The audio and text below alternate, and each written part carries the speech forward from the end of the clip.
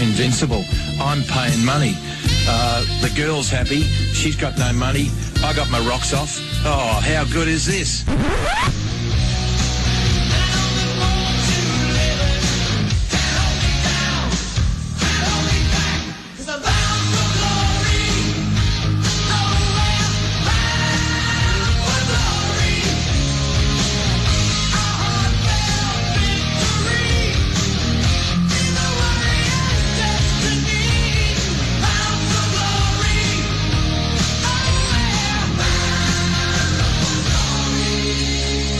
You're here on Sin with Bound for Glory, 90.7 FM, talking about football, all the previews, reviews, and talking about a hot topic of umpiring this week. Everything that's happened over the weekend. Go around the panel. My name's Matt Joyce. I'm Joe Hess. I'm Jordan Whitty. Ethan Meldrum. I'm Damon Jackman. And good to have you all listening in. Make sure you text in 0427 767 767 if you have any comments or questions. We'll be happy to answer. Or on sin.org.au as well. Yeah, very good. And you can also tweet at Bound for Glory FM. I'm sure we'll be checking that during the show. Yeah, definitely. So, pretty interesting week. Was anyone watching the football last night with the great comeback? I was, but I had to do a university assignment, so I had to pick a game to write a match report on. And I thought, Port Adelaide versus West Coast, and then the Dogs versus the Cats. And there's a lot of headline potential in that second game, like, it's raining cats and dogs, things like that. You really chose that game to write on? I chose that game to write on, and I watched it all the way through, and the whole time, Fox Footy has that new thing where they have the score on the bottom of the game on the bottom of the TV. And you could see it getting closer and closer, and I kept getting angrier and angrier. Why did I pick the Dogs and Cats game to review? And it was terrible. Well, it was a lot closer than what I thought it would be. I thought it would be a 50-point smashing by the Cats, at least. Well, the Dogs came back pretty hard in the last quarter. I think we should talk about that later. We'll talk about the comeback from Port Adelaide last night. Fair enough. Amazing comeback. I mean, from 41 points down. So many of their stars just shone. It was midway through the third quarter, is that right? It was about halfway through the third quarter they really got going. Jake Neade kicked a couple of goals. He's been an absolute excitement machine for them. He was fantastic. Some of his plays, it seems like whenever he gets near the footy, he's got that bit of X factor about him. It feels like he's going to score a goal or at least contribute to one every time he touches the footy, and that's a fantastic attribute to have. He's only 67 kilos. Yeah, so he's doing well. He's tiny. That bit of magic he's got, as Dwayne Russell likes to say. Yeah, maybe chaos need. Yeah, chaos need. I thought Hamish Hartlett was really good last night, and he was. I think he's a player. He went at 4 in the draft. Yes, I think. I think he's a player that now that he's getting an uninterrupted run at football, without an injury, he's starting to show why he was drafted at 4. I really like him. I think he's a gun. Yeah, always been devastating with his raking kick. But he's a long kick. It's just him getting a chance to play football, like without his shoulders or his hamstrings going. And I think he's close to Port's best player. I think he was rated at number 1 in that draft, but he just did have that injury history that kind of put people off. I know that it was, the Watts and Nat Nui draft, but going by potential, it was either Hartlett or Nat Nui that should have been one. I think it was John Ralph last night that tweeted that he said that he remembers talking to Dean Laidley about the draft, and Laidley said that Hartlett was the most exciting or the best kid that he'd ever seen come through the draft system. So big raps on him. He is. He's a very good young player. And Kane Corn's 250th game as well, and he got to finish the game with the ball in hand and raised above his head. Great salute to the fans. And how good were the crowd as well? 30,000 were there. Oh, they were roaring. Yeah, it seemed like a lot more than 30,000. And does Emmy Stadium have much more capacity for that, or? 51,000, I believe. 51, jeez.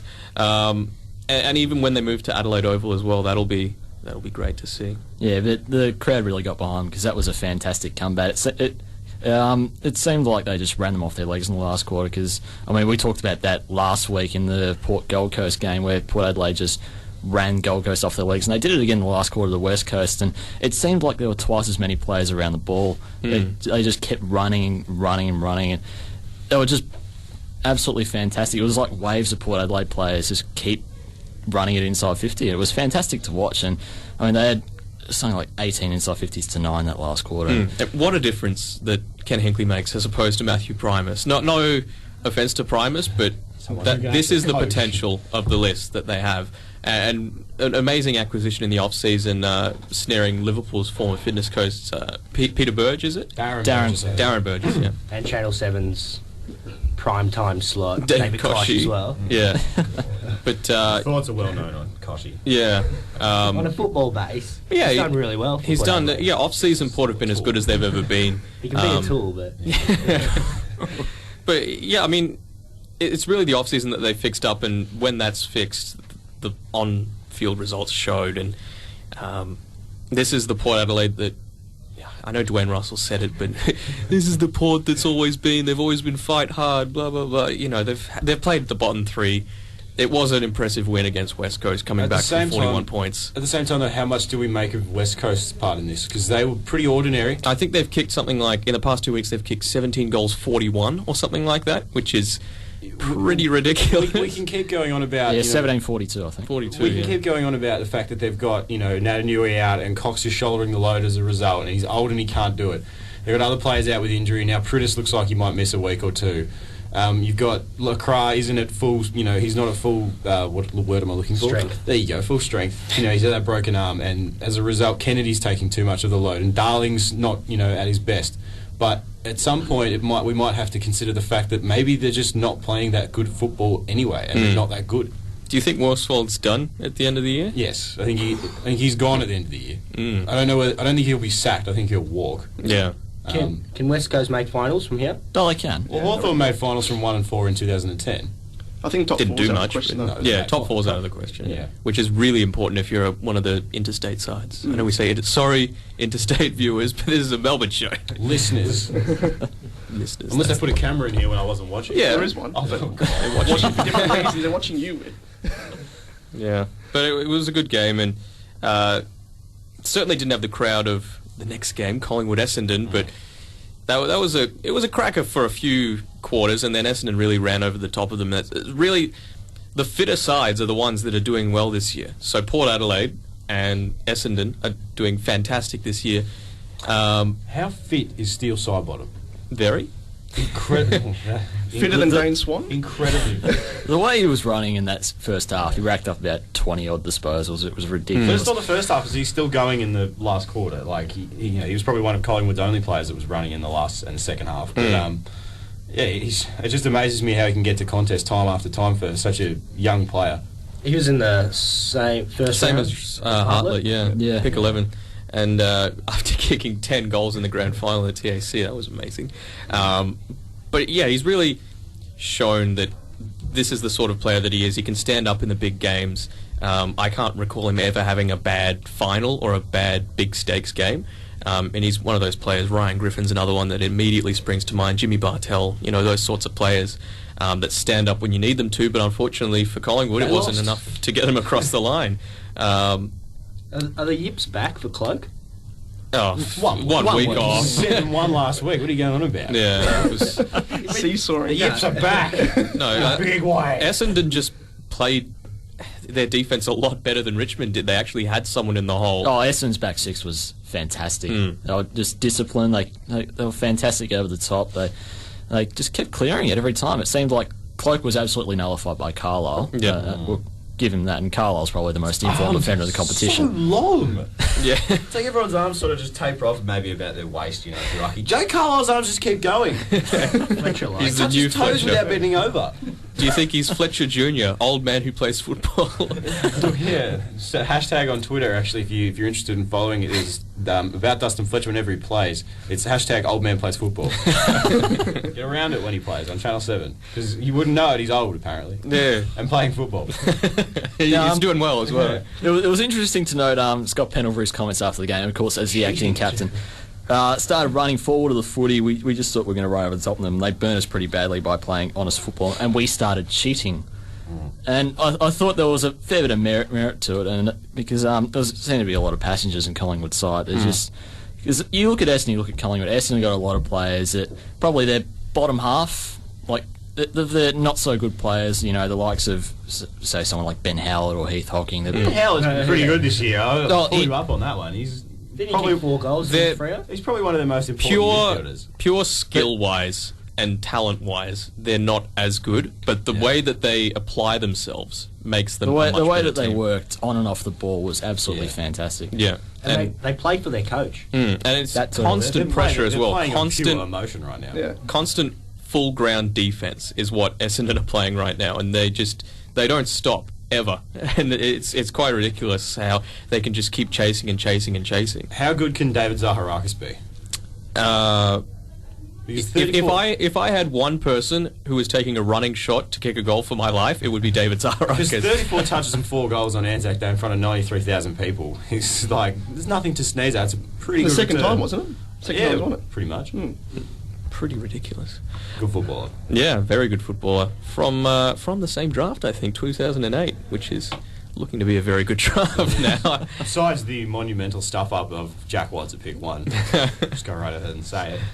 So do you reckon the Dons are going to drop off again, like last season? Well, what were they? Dropped 8 a and flyer? 1, Well, 8 and then and 1. June came. Yeah. And they And then Melbourne when, came a, to when, the a, juggernaut. when a certain Jack Watts polled 3 Brownlow votes too. Yes. First and only time in his entire It was a full moon It was a during the full whole moon. day. I think that once the findings for the whole Asada and drug thing, which is a whole other topic in itself, come out, I think maybe they'll run out of steam. And I mean, you can only play on pure emotion for so long. Like, at some stage, it has to take its toll. For the moment, though, they look world beaters, as much as I hate to say it. But yeah, they're killing it. Just wait for Dreamtime, and then that record will be hampered. Speaking of Richmond, No, let's not. Let's not speak of Richmond. Let's speak of Richmond. let's speak of Richmond. We robbed. We robbed. Oh, I thought we played awful. Like, we have had I don't know if that's just Yeah, but who cares about how you Fremantle. played? Were you robbed? By the goal umpire. We did kick a goal a minute or so afterwards, so I can't really say we were robbed. It would have gone back to the centre, and we were doing shocking and clearances for the whole night. So, yeah, we were robbed. That's what I was waiting for. You could have just said that. But I don't know. Is it Fremantle that just makes teams look like they're playing awful football, or were we actually playing awful football? I think it's a bit of both, I suppose. You get Freo; they're a fantastic pressure team. They have a good knack. Of course, this is Ross Lyon's work, just clogging up space and forcing turnovers and all that. He's a master at that, and he's one of the best coaches in the competition because of that. And I was really shocked that we were still in the game at the end. I thought it was the worst that we played all season, and that's a big statement coming after the third quarter last week against Collingwood, where we were just abysmal and non-existent.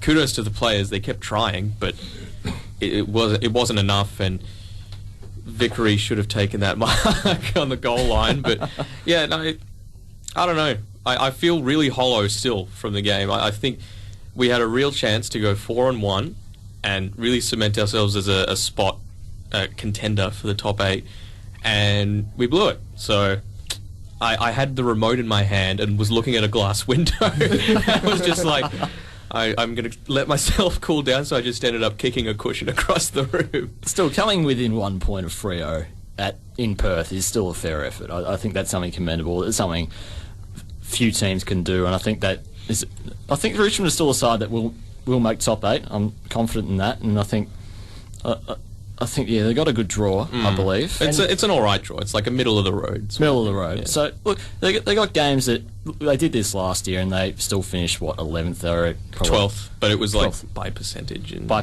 percentage of 1 or 2 games out of the 8. And they're a better team than last year. We've seen that. We know that. So I think they'll still come good, and they can still finish 6th, 7th, 8th if they want. I would be wrapped with 6.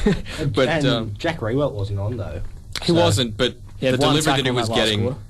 The what? Sorry. 1 tackle on that last Yeah. quarter. That was it. It's just a big sooky boy. Well, the delivery that he was getting all day was absolute garbage. I think we had 1 kick to a leading forward all game, and it was the first goal of the game. Then what separates, the Jack Rewalts from Cloaks The and- Cloak. Well, no, because he's a whingy boy as well. But this is what separates Jack Rewalt and Travis Cloak, and who's the other one that Buddy. sooks all the time? Yeah, Buddy from Nick Riewoldt. Nick Riewoldt, really good Yeah. forwards. Is that they don't whinge when it's not going their way. They find a way to make themselves good in the game. But the way that Fremantle were playing and the way that the ball was being delivered, Jack could do absolutely nothing. He's not a monster forward. He can't just muscle people out the way. You jump over their heads. Well, he can, but not if he's getting molested by Luke McFarlane. He was holding him all game, and it was no frees were being paid, and it was kind of ridiculous. But the way that the delivery was inside the forward 50 was just not good enough, in my opinion. I suppose that's what happens when you take out Brett Deledio, pretty much. So Ryan Crowley, I have to say, did a fantastic job. Did a great job, yeah. And I think Richmond would have won if Steve Morris was playing, because it was, again, the small forwards that completely destroyed. It was that sort of scrappy contest as well that Steve Morris thrives in. Yeah, he would have loved it. Where you need that sort of attack on the ball. I think Nick Vlosten was fantastic. He was, in filling in that hole. That's the intensity that we need. Like, he would have provided that against Collingwood last week, but if every Richmond player is doing that, I'd say they win that game. No, it was quite good. I mean, when you think of the three key forwards, well, not key forwards, but the three main goal kickers for Fremantle that were playing, Walters, Ballantyne and Main, they had 15 scoring shots between them, and that's pretty devastating. They kicked 12 goals from that. So if Morris goes to Ballantyne doesn't kick 4, he maybe kicks 2, and Richmond wins the game. Like, that's the difference. Do you reckon they should have switched Ricky Pettard up forward? I think Pettard was doing okay. That ball drop is the most abysmal thing I've ever seen in my life. It's like he launches into the air first and then kicks throws it. onto his boot like he's in like grade 6. Yeah. He did that at Melbourne as well. Grade 6 kick better than that. The thing is, you put him down back, at least he's providing some attack and some rebound and some intensity at the ball. He's fearless and he has great intensity, but do you want him delivering it to the forwards? That's the main thing. No. It's whether you want him pumping it long down the ground to say someone like Vickery or Marish taking contested mark, or you want him pumping it to Rewalt and probably shanking it, I suppose. I reckon he's better down back at the moment. Yeah, I would have preferred Chaplin to play rather than him. I was going to say, he could be better at Coburg. Yeah, he could definitely be better at Coburg. But and how's Kepler now out for the season? How are they going to cover him? Crab. I don't know. No, don't call him a crab. We love Kepler. Yeah, but we love him, but he's a crab. Not as much as Cozzy. We love him because he's the crab. Because he's king crab. Mud crab. Yeah. It's a shame though, because everyone loves watching Kepler play. He's pretty much a cult figure around the league, and it's a big weekend for knee injuries. I was watching the game and browsing the Big Footy forums as I was there, and people, as soon as he got injured, it was a chorus of "Not Kepler." Everyone loves Kepler. We're just going to take you quickly to some SYN messages, and we'll be right back. Youth of Melbourne, are you over modern musical mediocrity? Well, now you can check out how it used to be with the Almost Midnight Space Disco, Sundays at 11 p.m. with Max Galaxio. Disco, boogie, funk, electro and other grooving sounds from the 70s and 80s when they knew how to boogie on down. So tune into SYN on Sunday night, the most jiving station in town.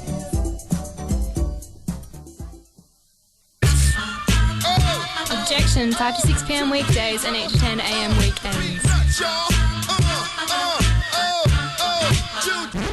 Hi, I'm Kieran, blankety blank. Objection on SYN. A side quest is an optional section of a video game and is commonly found in role-playing games. It is a smaller mission within a larger storyline and can be used as a means to provide non-linear structures to an otherwise linear plot. As a general rule, the completion of side quests are not essential for the game to be finished, but can bring various benefits to the player characters. Also non-essential but highly awesome is side quests and SYN. So tune in Fridays at 11 p.m. to hear Side Quest, SYN's home of indie and retro gaming. Oh, wow! Hey, Scylla, did you know that Stegosaurus is more ancient to T-Rex than T-Rex is to us? That's amazing, Kathy. But did you know that if you were on a star 65 million light years away and looked back at Earth, you would actually see the dinosaurs? Well, you'd have to have a seriously powerful telescope. Tune in to the Science Hour on Sundays at 3 p.m. to learn more about the wonderful world of science. Have you got an event you want filmed or recorded for podcast? Want a promotional video for your organisation? Are you looking for an innovative way to document and evaluate a project?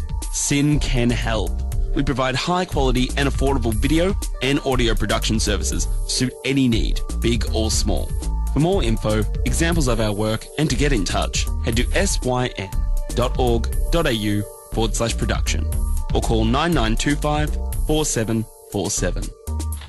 You're back on Bound for Glory on SYN. We got a couple of texts in. We got one on Michael Voss, which I think we should cover later during the Brisbane-Melbourne preview, of course, and we got all that covered as well. Can't let people are spending that credit on us. Fools, unless they're doing No, it they're online. all, they're all online actually, so they're free. First one. How do they submit these questions online, Ethan? At www.sin.org.au, you can message us for free there, or you can text us in on 0427 767 767. Oh, very good. First one we've got here is from Reese, one of our good friends. Hey guys, was hoping to get your thoughts on the forward structure at Carlton and how it can be improved regarding key forwards. Wait, don't get injured. Yes. it's a good way to improve the structure. Don't rely on Hampson. It's a major one, as we saw last night. Why is Hampson playing ahead of Casbolt? I have no idea. I mean, if I was Sean Hampson, I would just retire from AFL football and like parlay that into having a career of being Megan Gale's boyfriend. It's a good That career. would just pay the bills for me. Like, just walk around and announce it to random people on the street and hope that they give me money for What it. if that's her condition, though? You need to be playing football for me to be dating you. Yeah, I suppose you... Well, yeah, she had Andy Lee for a little while, and he doesn't play football. He just makes jokes, which, I mean, that means that I could now be in line to be Megan Gale's next boyfriend. Andy Lee did you're play in the listening, Legends Megan. game, though, so he has played some football at the broadcast level. Yeah, and done very well, too. I think he took a Performed couple better of- than Hampson as well. He in that did one perform. game. Why wouldn't Carlton take a punt on him with the last pick of the rookie draft? Andy Lee, bring up the spirits in the camp. They come as a package, though. You'd have to get him and Hamish Blake. Yeah, definitely. We are getting way off topic. Well, the three small forwards for Carlton have been doing exceptional. I mean, Garlett, Betts, and Yaron back to small forward. Yaron played another great game. Yaron's been in great form all year. Very good. How good is his foot skills? Very good. Very. Is he best in the comp? 10 out of 10. No, Not best in the comp. He doesn't need to Very, get very good. Very high up there. doesn't need to get many possessions in order to have an influence on the game. He just has that precise kick and that magic, damaging, that X magic. factor. Yes, now turning into That Bruce. goal in the last quarter when Adelaide were coming and he made Brent Riley, who is no slouch, look completely stupid on the boundary line. Stuff like that, there's not... I'm loath to say it, but there's not a lot of players in the competition that can do that, and Yaron is one of them, and he's a very, very good player when he's on. He's only had 12 disposals a game over the last 2 weeks, and But they're so good. It says something about the impact that he has with it. Oh, Magical. don't say that. Have you seen that they're going to, on the AFL website, they're going to release player rankings soon? I think sometime in May. Everyone's going to fume when Silverioli's way up there. Oh, he better not be. Silverioli's at 85, that's bullcrap! So at least Hawthorn supporters would be like, it's way too low. in top 20. Number at one, least. way too low. So for the game, It was still going way off. Blues topic. Crows. Major news out of the game was, of course, Taylor Walker doing his knee. Unfortunate. He's Luckily, it's a out there. PCL instead of an ACL. So, After 8 to 10 weeks. Or yeah, something. only 2 months instead of the rest of the year, which is good On the news. upside, it gives him a lot of time to drink. It does, yeah. That'll make him recover really quickly. Alcohol-fueled recovery. And Maybe get a Andy, haircut. Andy Otten did a good job in filling in the gap. I think up forward, we took a few grabs inside 15. He looked. Football club. The Andy He's Otten. the worst kick for goal, though. Andy Otten. He's a defender. Yeah. Of course, he's going to be one of the worst kick for terrible. goals. But just Adelaide, something's just been off this year. They work around the contested ball. They were number 1 in the league last year, I think, in contested possessions, and now they've just plummeted right down. And it's not the loss of players, it's not the loss of personnel, because it's still had Dangerfield, they've had Thompson. Is it just teams like locking down on those guys though? Like last year, maybe they let Dangerfield run around a little bit too much, and Rory Sloane didn't get enough attention. And this year, everyone's going, well, hang on, we need to tag these guys. And as a result, Adelaide's struggling in the contested ball department and then around the grounds. I love Sloan. He's a great player. Looks like Jane, plays like Tarzan. That's like the opposite of the... It's not bad, actually. Well done. Yeah, thank you very much. I thought it for myself. Round of applause, guys. BT-like. Dwayne-like. Dwayne-like. But yeah, no, Sloan was great on the night. He never stopped trying, which is... He was basically Adelaide's side bottom on the night. Like, he ran all game. Dangerfield's impact was hindered again. Of course, having Tex Walker out for the majority of the game is going to make it very difficult. No one to kick the ball to. Jenkins Josh is Jenkins. useless. Yeah. He got monstered Don't you by- say that about Josh Jenkins. He got 'cause monstered by Jamison. That run on the wing in the last quarter. Buddy-like. Gee, that got me excited. Boy, oh Hands boy. off, I'll tell you what. It was, no, he did it. It's like how big is he? 200 200 centimetres? centimetres. And a big keg of a bloke. Just trundling down the wing with the handballs over the top and then on the boundary line and just weaving in and around, and then he got caught. And It made me sad. Well, who do Adelaide play forward now? They've got McKernan, maybe, to come in? I mean, well, no, who comes in? AFC. Who comes in? It was probably going to be Kurt Jenkins on. Wait, he's gone. How'd that happen? Yeah, I think McKennan's the only one. Paul Pulizia. Yeah. I mean, there's no tall forwards. No, I mean, no, you've got to no play Jenkins. They'd have to bring Put him in the They'd right- have to bring in McKernan and put him at full forward and say, Sean, don't move from the goal square. Yeah, just Stay there. Stay We'll there. keep him on the Even just bring it to ground, let Paul Pleasure and Petrenko just rove around. Which they didn't do. Don't mark Small the ball, forwards Sean. were Don't non-existent. mark it ever. Like, Petrenko did absolutely nothing on the night. Did Rutten go forward? He did. Yeah, he went forward. Big last truck quarter, I running.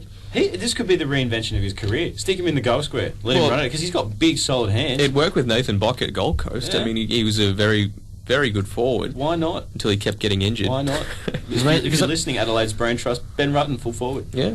Do it. Just Do send it. me the check in the mail. That's Do pretty it. good. But I mean, can Carlton make finals, Damon? Yes, I Yeah. think we can. Yeah, Now we ask, can. Ask the Carlton supporter on the panel if Carlton can make It finals. wasn't looking too good early, but I was surprised we got the win last week against the Eagles, and now I think we were just lucky it was played at the G. If it was played at Etihad, I reckon we would have lost. I don't know, we don't play well at Etihad. You're just not a good team overall. But now we're coming. I think we're coming up. Melbourne next Coming week. to Melbourne, yes, Melbourne. Yeah, you got a What was that? very, What was that? I very, missed that. you got a very Melbourne winnable team. 4 weeks you at least. can listen to the replay. Yeah, Melbourne, listen to what I Melbourne wanna next hear. week for the Blues, which is pretty much a guaranteed victory at this point. To be And then I honest. think GWS is coming up as Sorry. well soon after. So Yeah.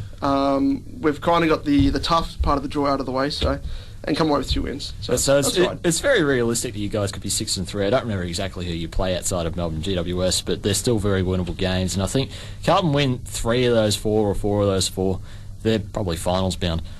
And Malthouse's Genius coach. hiring is Saviour. yes, indeed. Messiah. The Messiah. I had a look at the obviously, like I said before, I had a look at the Dogs Cats game last night, and for like, in all honesty, it was a really average game of football for a very long time. But things that stood out for me were really, really good was Liam Jones. Now, a lot of people have said a lot of stuff about Liam Jones, how he's no good and he's a cat and can't play football. But he threw himself at absolutely everything last night. Like it was in every contest that went down the Dogs forward line. I think he kicked 4 goals. Even if some of them weren't actually marks. That Yeah. was a good. I That was would the pay that. best non-mark I've ever He seen. was horizontal to the ground. It was a fantastic leap and a very good drop at the end. He's always been a fantastic contested mark. I think now though he's just starting to put it all together. Like he's realizing that hang on, I can do this. Yeah. And he really showed maybe the Cats didn't have their best defender in their defence last night because Tom Hawkins was laid out and Harry Taylor played forward. But Jones made Lonergan look real silly on like a few occasions. Yeah. And we know how good Lonergan is as well. Yeah, Well, what's especially the for one issue kid. with Hawkins, by the way? Back tightness? Oh, I hope it's still tight next week, Tom. That'd be good. I think Chris Scott said before the game he'll be back next week. Oh, but, perfect. On Harry Taylor, he kicked 5 goals last night and didn't look like dropping a contested mark. He made Dale Morris look like an idiot. And 5 goals, 2 I think in the end is a pretty decent return. He's a very versatile swingman. Yeah. Harry. Best swingman since Hunter. Since who? Adam Hunter. Me and Anthony Koutafidis. Yeah. No, I West think Coast. Harry Taylor is one of the best swingmen of all time, in my opinion. Oh, he's clearly the best footballer that's ever played the game. Yeah. If he was in Leo Barry's situation, he would have taken that mark, run the ground and kicked a goal, in my opinion. Harry Taylor, it was the syllables fit. Harry Taylor U-star, Leo Barry U-star, so that No, works. I would love playing alongside Harry Taylor because you just have utmost confidence that if it's ball's coming in high, Harry's going to take the mark. You know what's... Just not against. What? Just Did you not. that sentence, or are you just going to... No, go. Not against who? Against Harry Taylor. No, Harry Taylor's not going to outmark Because you know you're Harry never going Taylor. to take the mark. It's funny because I remember reading an article on Harry Taylor. Apparently, he's a vintage Scotch man, and he's very he likes classical music, and he's a very Cultured boy? suave, cultured gentleman, and I think that's great because I don't think there's enough of that in the AFL. I think it's all we're going to go to tramp after the game. Whereas Harry's going home to listen to some Bach and drink an 18-year-old Scotch, and that's nice. I think it's great. I think another one of those players who fits into that category, Will Minson, who I think Plays the trumpet and drives a Saab. May as well live in North Fitzroy and have a vegetable garden. big Why did you hipster. hear this about playing the trumpet? He plays the trumpet. I thought it was saxophone. Well, one of the brass instruments. I don't know. He plays one of the brass Something instruments. like Sometimes a Saab, and he copped a fair amount of shit for the Saab thing, but not for the trombone, saxophone thing, apparently. But Saxophone. saxophone. And, Sexy sax man. yeah. Will, why? Like, Because he's a cultured bloke. He goes to Melbourne Uni. does he? Yeah. So he's smart too. What a catch. Besides the anger issues. For the Cats last night, Steve Johnson, 30 possessions, 10 tackles, 10 clearances. Did he kick 5 goals as well? They kicked 1 goal. Oh, 1 goal. But he set up a fair few. He was really good. Steve Motlop I was playing mini golf. is a gun. And the Dogs, I think, showed a lot of respect to Stephen Motlop's abilities by putting Picken on him. And yeah, you see burnt Picken off a few times. Motlop is lightning quick and a very good footballer. Yeah, I mean, Cats have always had their ball movement be really quick just due to how quickly they can handball it off and kick it forward. Now they have actual pace. Like, you got Christensen. Is he the best Motlop? Well, yes, there's only him left. So. The best Motlop ever. Yeah, sure, why not? Played like Is that 20 hard? games. Just have to put some application in and you're better than the other brothers. Well, yeah, I mean, all you have to do is care and you're better than Daniel Motlop. I really wish that Daniel Motlop had a coach that could get everything out of him, because that would have been absolutely amazing. Did he play under Pagan or Laidley at North? I think he played under Laidley at North, and then he played under who at Port? Williams at Port. Like, if Mark Williams can't get the best out of you, then you may as well not try. Yeah. Well, not try, but he's got that down to a T. Which is what he did. But the Motlops are a great footballing family. I think Stephen has the potential to be the best of the lot. He's only played 30 odd games, I think they said last night, but he's just so good. Sensational, as Dwayne would say. Yeah. Another Bulldog that really shone was Jake Strier, 3 goals. And his Number second 9, game of AFL football. He looks like he's played a lot more than that, just through his size. 18 for a start. He has the confidence for starters. And his confidence in the way he's just adjusted to AFL so quickly is something you don't see in very many players nowadays. He dropped the Don't Argue last night. I saw it. And he's a big boy for an 18-year-old, and obviously slipped to 6. I mean, you can say he slipped to 6 because of his leg, because they were talking about him as a number 1 draft pick, and then he obviously had that big broken leg. So reminds me a bit of Darling, except he little bit. slipped for different reasons. Yeah. Sexy reasons. Stupid reasons. Like that's the worst reason I've ever heard for not picking a player. He's good at sex, so he doesn't get drafted until pick. What was it? 26. What an attribute to have. He's good at sex. Just how do they test that at the really draft camp? Really good. He must have interviewed really well. Oh, nice. That's Moving on 8 out of 10. to the New Zealand game, which I thought the crowd was fantastic for Saints against the Swans. I have a few followers that are New Zealand born on Twitter, and they didn't know it was happening. And then once they saw it on the TV, they were like, "What is this doing in my country? What is this sport doing here?" Like apparently any New Zealander that went to the game is now considered a blood trader. Oh, fantastic! Yeah. Well, at least they're our blood traders. So. Of course. But joining the dark side. There was 23,000 there, I think, at the Cake Tin, which was it's a very nice looking venue. The acoustics must be really nice 'cause it's really all closed in. Have you ever yelled into a cake tin? Yes, did last night on Friday night after Richmond Fremantle. But it was a closer game than I thought it would be. Saints and Swans always tend to be really close, within a goal. But of course, there's the difference in class, and it was 20 odd points at the end. But yeah, I think it was a decent spectacle. I mean, New Zealanders love their rugby, so they would have loved, the style of game that the Swans played. And very good. Swans Fremantle would have been better. But yeah, it was a good game. Good to see young players standing up. Nick Rewalt ripped it up in the first half. Yes, he did. Probably should have been best on ground, I think. Yeah. Probably deserved it. He worked hard as, this is getting a bit old, steel side bottom in that game. I'm going to take credit for introducing this, the steel side bottom of insert team here, because I'm taking credit. Can that be a weekly thing? Yeah. Who was this week's steel side bottom? Steel side bottom. This week goes to steel side bottom. But steel side bottom wins. Yeah, I mean, what are your thoughts? I mean, Luke Parker was really good again. Dan Hatterbury won the Anzac Day medal. Luke Parker went at 40 in the draft. Pick 40. That's amazing. Yeah. That's amazing. Oh, the clubs are still by the Swans. Yeah, well. They have a habit of unearthing talent, like them and Geelong, which is, I don't know, competition's rigged, it has to be. There's no other way that we could end up with Jared Oakley-Nichols and... I didn't see this game. What was I doing? I was working on Thursday. On Anzac Day? On Anzac Day. Triple pay? Yeah. So that's why I didn't see the game, because more about that paper. I think nonetheless the Saints put up a good fight against we know that who won? Swans. Right. Swans by 16, but the Saints put up a good fight for a team that probably isn't going to make finals. They're definitely not going to make finals. Well, definitely not. Do going to they make need finals to in that rebuild? case. Yes. They need a root and branch rebuild. Yes. Why are they playing Gozzy? It's ridiculous. Yeah.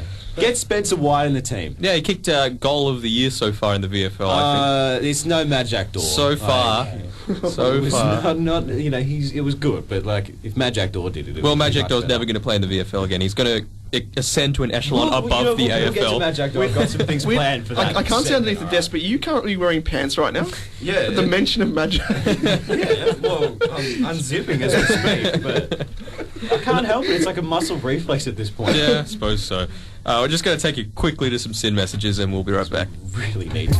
Australia's longest running regional queer film festival is on again in regional Victoria, and this year will be number 10. The Bendigo Queer Film Festival is on for 3 days from the 26th of April and boasts films from Australia, the United States and Sweden. There's also Queer Country, an art expo showcasing the works of regional queer artists, and an opening night party on Friday night following the film. Take Friday off work and make it a 4-day weekend and come and see the fantastic sights Bendigo and Central Victoria have to offer. Just 2 hours drive from Melbourne up the Calder Freeway. For more information, visit bendigoqueerfilmfestival.com.au.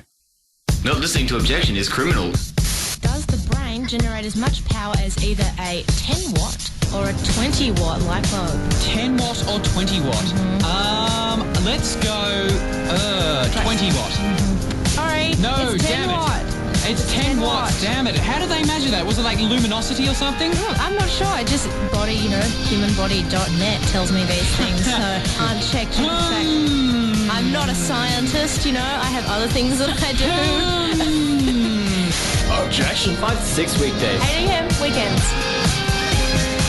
Welcome back to Bound for Glory on SYN 90.7 FM. We are talking about the weekend's football, and what have we got next? GWS versus the Gold Coast. Yep. Cripple Cup. How can people get involved, by the way? What can they use if to you text want in? to talk to us about absolutely anything, probably more better that it's football related, text us in on 0427 767 767 or go to syn.org.au and write your text in a little box, press send, and we will read it out. You don't have to pay for that. No, that's free. Yeah. If you want to spend your money on us, if you want to send text messages to us or send us all flowers, 0427 767 767. Do it, and do it now. Thank you. You're welcome. Do not subscribe us to Catfax. GWS Gold Coast. The Cripple Cup, as you said. Interesting game. Gold Coast were really dominant the whole game, but I thought I keep tipping GWS and they keep burning me. And Why are you tipping GWS? Because I like them. I don't know. I think I tip with my head. I've stopped tipping now, by the way. Ever since I got 3 last week or Yeah, I something. gave up after round 1. I just don't do it anymore. It's not worth my time. I think Gold Coast broke their scoring record for a quarter twice in that game. They kicked 7 goals 8 in the second quarter and then 8 goals 4. Want to know who their record was against previously? North Melbourne. Woo. Was it in a third quarter? Or? Yeah, it was. Charlie Dixon kicked 6 goals for the Suns, setting a new record after breaking the previous record, which was held by Charlie Dixon. And is he the Charlie Dixon of this week? He's the Charlie Dixon of Steel Sidebottom. Okay. But 6 goals is a big return. He's I think he was one of their pre-listed players and probably one of the only ones that's actually stayed on the list since Gold Coast came into the competition. Kicked the first ever goal for Gold Coast, Yeah, Charlie so- Dixon. A bit of trivia. Yeah. It's a bit like Liam Jones. He's just getting everything together, and he's a very big unit, and he's going to tower over anyone that tries to spoil him or do whatever. And he's going to be a very imposing player for Gold Coast. He has more of the agility than your Zach Smiths and that sort of he's the typical lanky dinosaur type ruckman, Zach Smith, even though he's got Soccer skills. The soccer skills, the soccer background. The Pele of... Yeah. Don't. Who's the Zach Smith this week? We have to write this stuff out on Thursday night at the production meeting, which we don't have. Ever. Our online meeting. Yeah. But yeah, Gold Coast never really seemed like losing, which was disappointing in my opinion. We like to see the GWS had that period in the third where they came back pretty hard. Yeah, but then they faded again. Yeah, again last quarter. Like if you fade against Melbourne, expended all their and it's like, okay, Melbourne, they've had a few years to get the tank up, and then they fade against Gold Coast, and you think, well, damn. How much of it is just Gary Ablett just going sick though? Like, I hate you, Gary Ablett, for not being in my fantasy side. Gold Coast people don't understand when you make your Supercoach team, you pick Gary Ablett in it, and then you make him captain, and then you pick the other 29 players. Then you sit back and you watch and enjoy. Exactly. I'm getting him in this week. Everyone, he's too expensive. I can't justify the price. It's like, yes, you can justify it all you want. Well, Toby Green kept him to 2 disposals in the third quarter, and still Gold Coast had 10. Still got 20 Supercoach points, which is ridiculous. But the ruckmen for GWS were quite decent, I thought. Jonathan Giles imposed himself quite well in the contest. But you've got Satantaro Halpin as your main forward. Celebration king, after by his the first way. Goal. He's great. He's channeling Jeff Farmer. Is he players now? Oh, he must be. He must be working towards it. He's the Jack Darling of celebrations. Didn't he kiss Devon Smith when he kicked that first goal or something? Very likely. I wouldn't be surprised. Do you think Jeremy Cameron has a sad because Jonathan Patton can't play anymore? Yeah, probably. And now he has to deal with Satantaro Halpin trying to hug him after and kiss him after every goal. I wouldn't be sad about kicking 3 goals a game, though. I thought you were going to say I wouldn't be sad. Satantaro was kissing me. Laid one on me. Cameron had another good game. I mean, he played more as a lead-up rather than a stay-at-home. I think he's now playing on anger that he can't play with Jonathan Patton anymore. Jeremy Cameron can't play with Jeremy Cameron. The Jeremy Cameron of GWS. Another youngster that played well was Jaeger, the Jaeger bomb. Oh, we love Jaeger. 25 posies and 2 goals 3. Not bad. And 11 Not clearances bad. as well. Yeah. Speaking of Gold Coast as well, Jack Martin signed a 5-year deal without having before he's set foot played on a an game. AFL field yet. Absolutely, he's like Jake Need in terms of stickness. But I don't agree with it. I don't think they should have done it. Really? 5 years is way too long for. I don't know most players. Did they say what sort of money he was on? More now. Yeah. Like what's the longest contract Gary Ablett ever got? 5 years. 5 years. For 10 mil? There you go. Quite ridiculous. I'd love to get that sort of money. Just got an SMS in. Oh my god. They said... Man, the battle station. Oh my god. So do we say arrow to the knee for this round? ACL or PCL injury each game day? Seems more knees gone this round than all of last year. Well, let's count them off. Taylor Walker, Kepler Bradley, Alan Tuvey. 3. That's it. 3. That's How 3. many happened last year? Probably more than 3. Yeah. So no, you're wrong. But this year, you. This year overall has been pretty knee-jerk reaction sort of to injuries. No, that was awful. No, that didn't work. Yeah. Sorry. Let's try that again. Just kind of spitballing it. You see if it works. Yeah, it didn't. Well, I mean, you've had a fair few other sort of knee injuries and that sort of thing. I mean, Last week, the Shoemakers and Nat Menzel confirmed to have another one and all that stuff. So I actually get your point, random text messenger person, but factually, you're wrong. But we appreciate the effort and the text message. The important thing is you're wrong. You tried. The important thing is I am always correct in everything I do. Speaking of people always being correct in everything they do, umpires. Nice segue. Yes. Nice one. That was good. Much better than the knee-jerk reaction. Nice. They're absolute garbage, umpires. Nice. We could just cut the show right there. Segue of the century. It was pretty much... It's a Seal Sidebottom of segues. They've been abysmal this year in their consistency. I mean, you've got one game in the week where they, completely let the game go, and then the next game they over officiate. And no, it's not. It's Jeff Geeshan. It's not Kevin Bartlett. Yeah, I'd be fine with that. Just sack everyone. Sack everything. But I don't want to be the one to bring this up, but I'll do it. The Richmond Fremantle game was completely ridiculous. The goal umpire standing on the line shouldn't be happening. They should be positioned slightly behind the goals, and there should be a camera on every single goalpost. When was the last time there was so much attention around one man's penis? Jack Darling. That's the best one today. or Nick Dos Santos. It's like we've heard of, like the assassination that started World War One is called the shot heard around the world. I propose we call this the dong heard around the world. No? Oh, Ricky Henderson. That was another one. Yeah, well, Dickie Henderson. Big boy, wowee. Ricky Penison. Wow. So anyway, So the umpires. the umpires. That ball was over the line. I don't care what anyone says. It was. Damien Hardwick had a few choice words to say. He might be getting. No. Patrick King came out and said it was completely fine with how Hardwick raised the point. Really? Yeah. And Ross Lyon. I know it was a goal. I saw it cross the line. It was a goal. Talk to me about it. I'll kill you. Reading the lovely It was a paper joke. in front No, of us. that's fine. Even Ross Lyon said, "I thought it looks like a goal." Obviously, he's going to say that. Ross Lyon said that he said to Damien Hardwick that we've all been there and I feel sorry for you because I think it was a goal. It's like, well, Ross, why don't you just say, well, why don't you have the 4 points, Damien? Because I feel sorry for you. Have the points. There were a few minutes that Enjoy the passed win. after that as well, which the defense of Richmond wasn't good enough. But also there was a ruck contest that I thought personally was bullshit in the interpretation of the. That's a technical term. Isolated incidents, like goal umpiring over the round, not goal umpiring, umpiring over the round in general and over the year, I think is being wildly inconsistent. And the one that they're having the most trouble with is the sliding rule. Oh, Cochin really gave it to Griffin on the night because Cochin went in for the ball head first, as you do. Griffin lumbers over, tumbles over Cochin, gets him head high, and then it's a free against That just Cochin. shows how shocking the interpretation is Yeah. through everyone. I mean, the way they've introduced the rule, it seems like it's so ambiguous that no umpire understands it the same way another one does. So they've got so many different applications of it, and it's just become an absolute farce. Well, if you want like a perfect example of it, you have a look at the Harry O'Brien, Luke Hodge thing. Now, Harry O'Brien got reported where he should have got the free kick. Yeah. And it's Kevin Bartlett went on radio the next morning and was like, it was a mistake. That's the wrong application of the rule. And Jeff Geishan said, well, the umpire made a mistake. But it doesn't matter. The rule shouldn't be there in the first place. They shouldn't be allowed to make those mistakes. It was very unfortunate what happened to Gary Rowan, but making an entire rule based on that is completely ridiculous. That was nice. Nathan Brown broke his leg from a smother. Let's ban the smother. Yeah. I mean, ridiculous. Horrible. Bad umpiring. Yeah. Teach them again.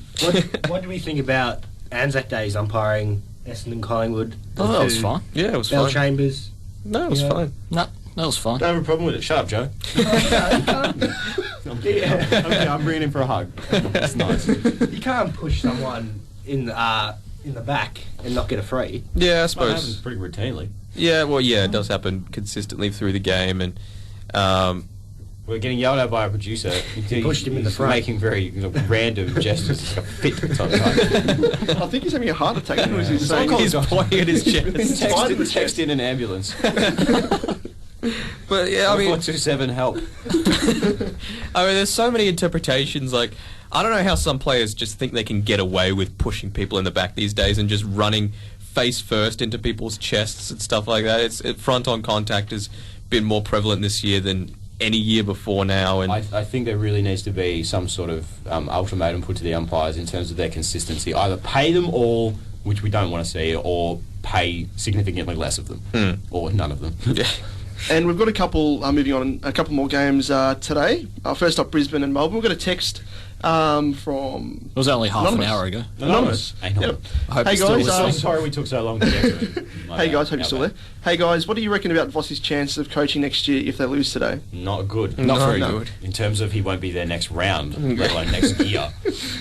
They got to fight their way back to 10th or 11th or something. They got to win another 10 games, I reckon. No Hanley today. Suspended. Called Lindsay Thomas a stager on Twitter and then deleted it once everyone got on his case. Solved. Like Lindsay Thomas, or No, because Lindsay Thomas is the best small forward in the AFL. oh, that's not denying his Trademark. output. No, But he is it's soft. Josh Kennedy's leading the column at the moment. Well, the Mosley, round yeah. is but young, my young friend. And for Brisbane, I think if they don't win today, Voss will be gone by midnight tonight. Really? Yes. No. Gonskis. No. Fact. Who's to Give replace it him? Monday night. Oh well, yeah. All right, Mark fine. Harvey. By the end of the weekend, Who would be there to replace him? Mark Harvey. Really? Yes. Alright. Yeah. You'd think if Voss were in trouble, Mark Harvey would step right in. But I think Brisbane, they've got the personnel. You know, they're at home. They're against Melbourne, who we can universally agree have been very disappointing this year. Bar their last quarter last week. No, bar their last quarter their record-breaking quarter last week. 150 years. That was ridiculous. I've never seen anything like such a contrast between the third quarter and the fourth between Melbourne that game. It was absolutely... Neil's three-quarter time speech must have been a hell of a speech. I mean, there's another hashtag for you to join in on. Mark Neil three-quarter time speech. It's a long hashtag, but it's a good one. Pretty much whenever Melbourne plays at three-quarter time, just tweet what you think Mark Neil is saying to the players. No mistakes. Or what he's doing. Like last week I tweeted about him crapping in his pants and crying. And then they kicked 12 goals in the last quarter, so it must have worked. I mean, Melbourne players respond to scat. You've got Sam Doherty playing his second game for Brisbane, and he was quite good last week. And they've got a lot of good youngsters coming through. Sam Mays as well. The pepperoni pizza was good. The pepperoni. 3 goals in the super sub. Yeah, it's good. Super sub role. The new Josh Green. I like Josh Green. He's a good player. He's playing on Watts, so I expect him to kick 6. 20. Yeah. Watts he got called back up into the team. Yeah, he did. Wow. What did he do in the Nothing. He didn't play last week. Shaved his beard. That was the most. Of course. Yeah. So he earned his place back. The anti-Luke Darcy. The last game of the round, Hawks and North. We haven't done tips yet. Tip the Brisbane Melbourne. Oh, who cares? I know you guys want to talk about North Melbourne. I want to talk about North Melbourne. I want to talk about Majak Daw. I'm tipping Brisbane. I'm tipping Brisbane as well. Yeah, Brisbane. Yeah, Brisbane. Michael wants to save his job with a win over Melbourne in a terrible game of football. Hawthorn North, Majak Daw. Let's talk about him, fellas. Is he going to get concussed this game? No, he's going to kick 12. Oh, okay, so Buddy's going to kick 24 then. 12 behinds. Brian Lake will get Drew Petrie, Ben Stratton will probably get Majak Daw, and he'll make him look like a fool over and over again. And Ben Stratton or Majak Daw? No, Majak Daw will make Ben Stratton look like a fool. Who's Josh Gibson going to go to? Your favourite person? Probably Daw Lockie as well. Hansen. Oh, that'll be devastating. I don't really care. He was probably out last night and thoroughly enjoying himself in the nightlife of Melbourne, as people are wont to do on a Saturday night, and definitely not partaking in any illegal activities whatsoever. Just trying to avoid it, but it had to be said. But yeah, I don't really care about Josh Gibson anymore. He's nothing to me and never will be. And how many is Buddy going to kick this week? Not 13. He kicked 13 in last year. Kicked 12 in the pre-season, I think. Against us? Yeah, I think no, so. we didn't play Hawthorn in the pre-season. No, I'm sure he kicked 12. No. He kicked a lot of goals against 3 someone. in the wet. He kicked a lot of goals against someone. We played at Craigieburn and they called off half the last quarter because it was pissing down with rain. Soft. To kick 12. What am I thinking of? 4 hour sleep is not good, listeners. I would like to see Scott Thompson keep Lance Franklin goalless, but I don't think it'll happen, even though Scott Thompson's in some pretty damn good form. He was fantastic last week. Smash Jonathan Brown, if we're being honest. Old man plays football. Yeah, old man. Hashtag old man plays football. But I don't think you can really stop Lance Franklin. So it'll be more the midfield battle. It'll be our midfield, North Melbourne's midfielders taking on Hawthorn's midfielders to stop the supply to Franklin. Gonna have to tip the Hawks because they're just too good. Hodgie's playing well recently. He looks a lot leaner and fitter. Less fat. Well, a little bit less Stain Swan. Yeah, definitely. Bit more steel side bottom. Yeah. Might go for that medal. I'm tipping Hawthorn for this one. Well, I think they got to lock down Grant Birchall, North Melbourne, because he's one of the best players in the competition right now. He's one of the most informed players in the competition. I think these two teams are like top 3 in kicking efficiency, and I think Grant Birchall's the reason Hawks are number 1 or something like that. So they've got to lock him down. Really stepping up in Matt Suckling's absence, coming off that halfback flank. Yeah, he's been another fantastic. ACL. Ryan Bastonak's not going. I don't think Ryan Bastonak will play on him, but they got to lock him down somehow. They got Taylor Hine probably. Taylor Hine maybe. Yeah. Well, they got to not allow him so much space, and I reckon if they do that, Adams, that's right. or Adams, not defensive enough. If they can do that, I reckon North Melbourne can win. But I'm going to tip Hawthorn. Do we think Lake can perform? Well, last time he played on Petrie kicked 6 goals on him in the first quarter. So it'll be interesting. I hope that happens again. I hope they put Brian Lake on Drew Petrie because Drew Petrie loves playing on Brian Lake. Yeah. Does he fit into the hashtag old man plays football? Not yet. He's not old He's enough. 29, isn't he? Crippled man plays football. He's 30, isn't he? Petrie? Yeah, I don't think he doesn't quite get into old man plays football territory yet. I think we reserve that for Dustin Fletcher, Brent Harvey, a couple of other guys. John O'Brien, old man plays football. Get around that hashtag. If you're listening and you have a Twitter account, hashtag old man plays football. Tweet it now. No We explanation. want to see that trending. Tweet it, and then I'll search it, and I'll retweet all of them from the Bound for Glory account. I'll do it. All right. If you are listening, tweet Old Man Plays Football or hashtag Old Man Plays Football, and I will retweet them from the Bound for Glory account and follow you. Very nice.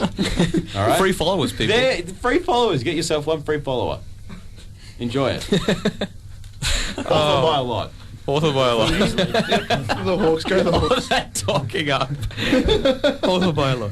Well, yeah, hold on by a lot, Magic Door Kick 7. And everyone in the collective football community will lose their minds over it. Do you think he'll jump to number 1 in the AFL rankings? Yes. Okay. No, still real. Okay, number 2.